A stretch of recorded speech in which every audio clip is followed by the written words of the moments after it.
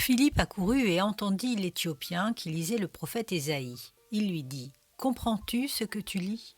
Actes chapitre 8, verset 30. Nous serions capables d'enseigner les autres et moins sujets à être emportés à tout vent de doctrine si nous cherchions à avoir plus d'intelligence, de compréhension de la parole de Dieu.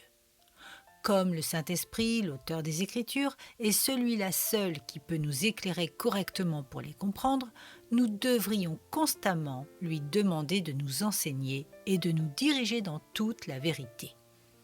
Quand le prophète Daniel voulut interpréter le songe de Nebuchadnezzar, que fit-il ? Il se remit à prier ardemment afin que Dieu lui révèle la vision. L'apôtre Jean, dans sa vision à Patmos, vit un livre scellé de 7 sceaux dont personne ne fut trouvé pour les rompre ni les regarder. Le livre fut ouvert ensuite par le lion de la tribu de Juda qui vainquit pour l'ouvrir. Mais il est écrit d'abord « Je pleurais beaucoup ». Les larmes de Jean, qui étaient en quelque sorte des prières, furent, pour ce qui le concernait, la clé sacrée par laquelle le livre scellé fut ouvert. Si pour votre gouverne personnel et pour le profit des autres, vous désirez être rempli de la connaissance de la volonté de Dieu dans toute la sagesse spirituelle de la compréhension, souvenez-vous que la prière est votre meilleur moyen d'étudier.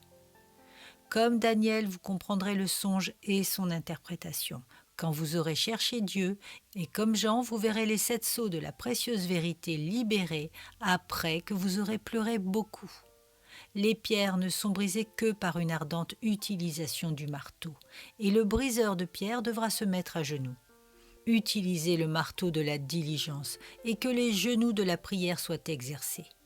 Et il n'y a aucun passage de l'Écriture qui ne vous restera incompréhensible si vous l'étudiez avec les brisements et l'exercice de la prière de la foi. Vous pouvez forcer votre voix à travers chaque chose avec le levier de la prière.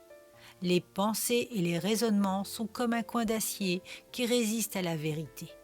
Mais la prière est le levier, le prix qui fait céder les poitrines de fer du sacré mystère, afin que nous puissions découvrir le trésor qui est caché à l'intérieur.